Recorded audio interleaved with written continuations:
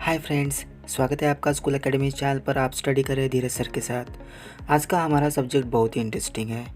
यहाँ पे आप देख रहे हैं 2015 से लेकर 2020 तक के महाराष्ट्र स्टेट बोर्ड पेपर जिनमें स्पीच राइटिंग ये क्वेश्चन किस तरह से पूछा गया है, इसकी आइडिया आपको आ जाएगी। साल 2020-21 में 12th स्टैंडर्ड का सिलेबस चेंज हुआ और यहाँ नए सिलेबस में स्पीच राइटिंग क्वेश्चन 4C में 4 मार्क्स के लिए ऑप्शनल पूछा जाने वाला है। ओल्ड सिलेबस ये 3 मार्क्स के लिए था, अब ये 4 मार्क्स के लिए है। सो यहाँ आप देख रहे हैं 2021 में होने वाली 12th HSC बोर्ड एग्जाम में इस पर किस तरह से मार्किंग सिस्टम रखी गई है।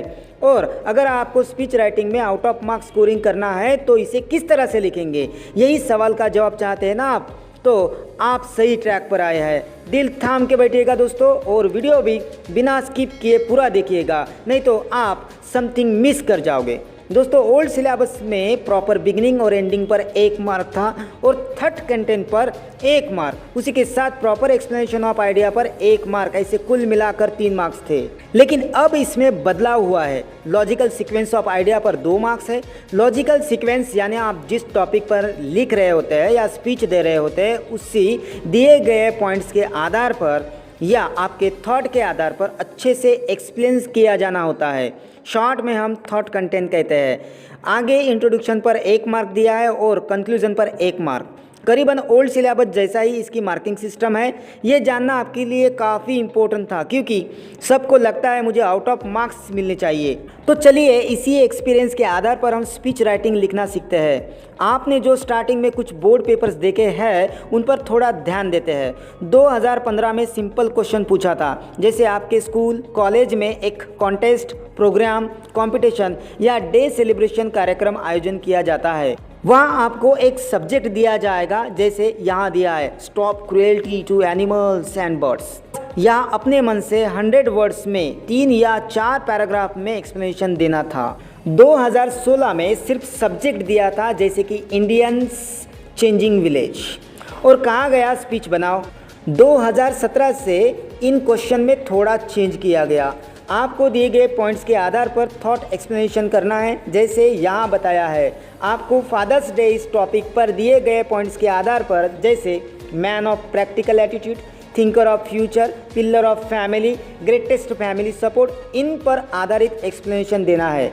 2019 में आपके कॉलेज में इलोक्यूशन कंपटीशन रखा गया, जिसमें आपको इम्पोर्टेंस ऑफ हेल्थ इस टॉपिक पर फॉलोइंग पॉइंट के आधार पर एक्सप्लेनेशन देना था, जैसे importance of exercise, importance of yoga, importance of diet. Now 2020 में या डिसअपीयरिंग बर्ड्स इस टॉपिक पर स्पीच कंपटीशन में आपको फॉलोइंग पॉइंट्स के आधार पर स्पीच तैयार करनी थी, जैसे कि role of birds, causes behind their disappearance, way to call them back and last, और add your ideas। आप कह रहे होंगे इस हिस्ट्री से हमें क्या लाभ होने वाला है, तो मैं बता दूं, यहाँ आपको question birds and animals, health, day celebration, modern topics etcetera पर आधारित पूछे जाने वाले हैं। और दूसरा, पॉइंट्स के आधार पर एक्सप्लेनेशन करना जरूरी है। So let's know the format of speech. Speech लिखते समय आपको कुछ बातों को ध्यान में रखना होगा और वो ज़रूरी है, जैसे कि आपको इंट्रोडक्टरी पैराग्राफ लिखना है।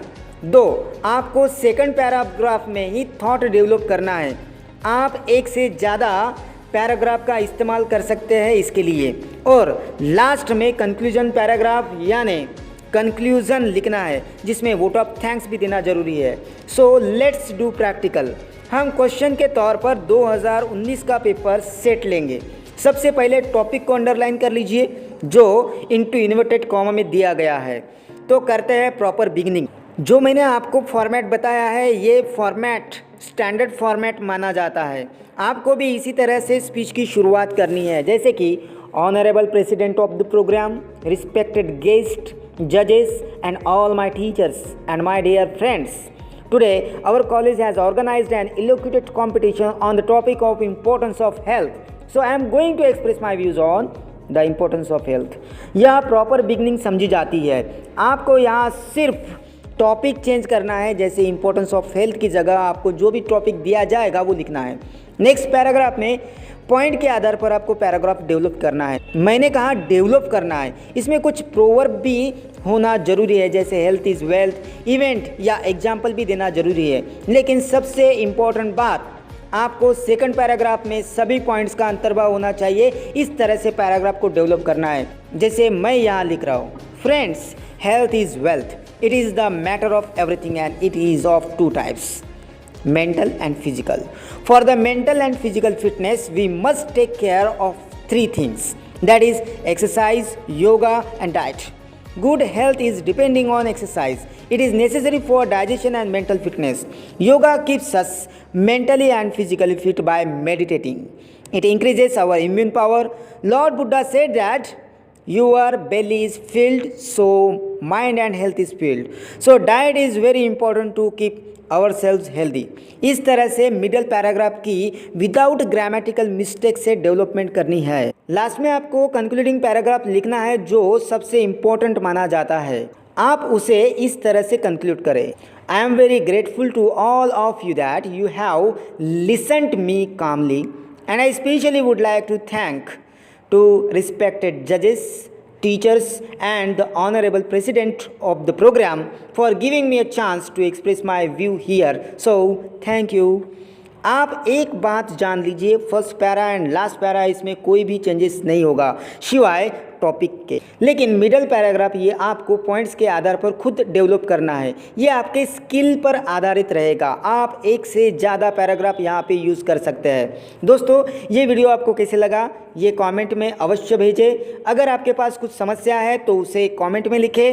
अगर आप इस चैनल पर नए हैं तो जल्दी से सब्सक्राइब करके बेल वाला बटन दबाएँ, दोस्तों को शेयर करें और लाइक करें ताकि आपको इस चैनल के लेटेस्ट अपडेट मिल सके। मिलते हैं अगले वीडियो में कुछ नया लेकर, तब तक के लिए धन्यवाद।